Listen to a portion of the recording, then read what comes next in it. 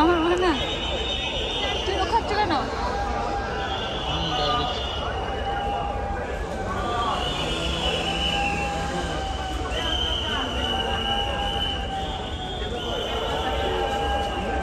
কোনটা কম কোনটা?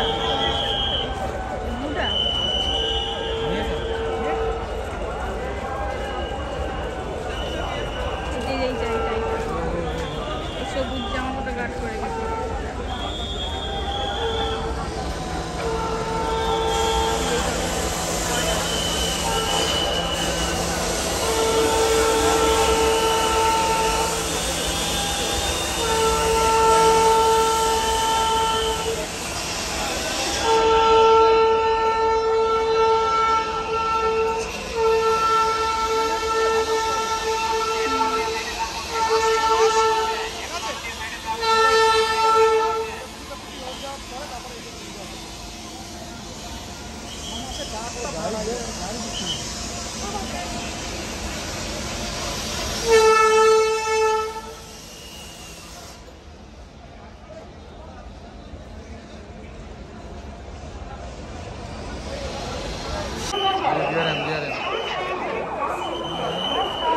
ডিআরএম নাকে এসছে গাইস, দেখো তোমরা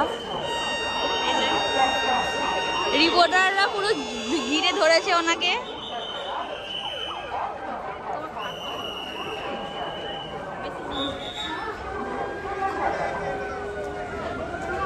এখন অফিসারকে ঘিরে ধরেছে।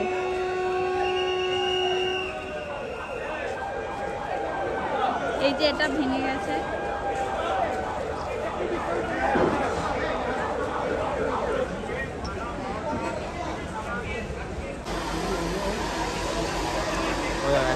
বললাম তো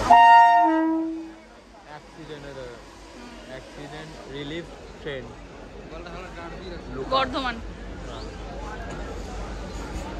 এটাই অ্যাক্সিডেন্ট হলেই এই ট্রেনটা এসছে, যে সব জিনিসপত্র আছে এই যে ওই ট্রেনটা যে দাঁড়িয়ে ছিল এর মধ্যে জিনিসগুলো ছিল। হ্যাঁ হ্যাঁ, এবার কেসটা আবার ভালো করে তো দেখতে পাবো।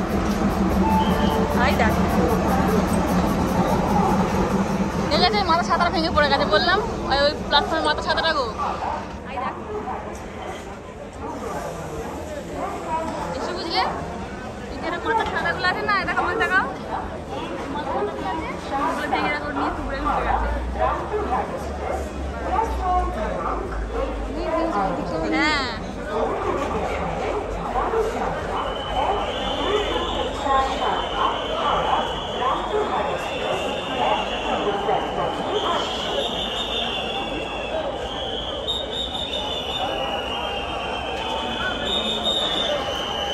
কি অবস্থা, পুরো তোলপাড় হচ্ছে শহর বর্ধমান, পুরো তোলপাড় হচ্ছে।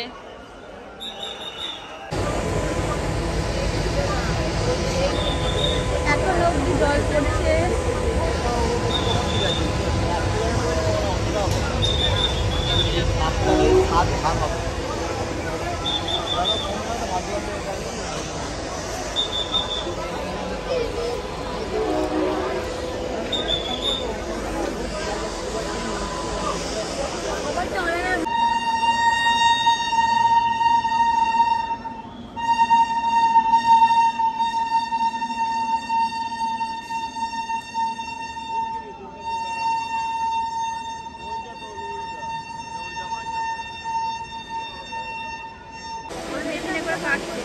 কেটে কেটে সব বার করছে ওখান থেকে, টুকরে গেছে না, টুকরে তো সব ইয়ে হয়ে গেছে না, বার করছে,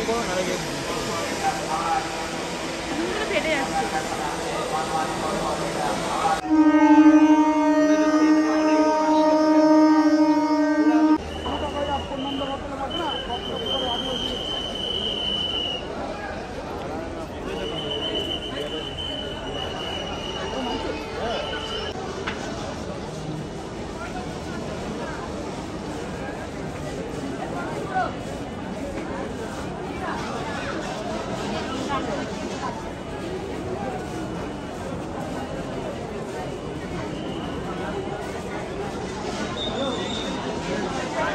যে আমাদের ট্রেন চলে এসেছে, তাই আমরা বাড়ি চলে যাচ্ছি। আর আমরা বর্ধমানে আজকে একটা দরকারের জন্য এসেছিলাম, তাই বিশেষভাবে ব্লগ স্টার্ট করিনি আজকে আমরা। তো কিন্তু এখানে এসে একটা দুর্ঘটনা দেখলাম, যে একটা জলের ট্যাঙ্ক ভেঙে পড়ে গেছে। তো সেসব ভিডিও করেছি, তো ফুটেজগুলো দেখে নেবে। আর তারপরে আমাদের ট্রেনটা লেটে ছিল, 2:20 টাইম ছিল, সেটা এখন 2:51 এসছে। আর এখানে অনেক মানুষ মারাও গেছে বলছে, কত সংখ্যায় জানি না, কেউ বলছে 7 জন, কেউ বলছে 150 জন, এখন ঠিকঠাক জানি না। তো অনেক রিপোর্টও করছে দেখলাম। তো বাড়ি থেকে বেরোনোর সময় আমরা ব্লগ স্টার্ট করিনি, কারণ যেহেতু ব্লগ করার উদ্দেশ্যে আমরা আজকে বেরোইনি, আমরা বর্ধমানে যে দরকার এসেছিলাম, এখানে এসে এই ঘটনাটা দেখলাম, ভাবলাম চলো তোমার সঙ্গে শেয়ার করে নিই, ঠিক আছে। তো খুবই খারাপ লাগছে,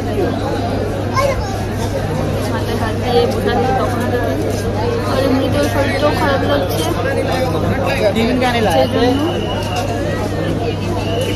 চলো যাক বাড়ি যাই।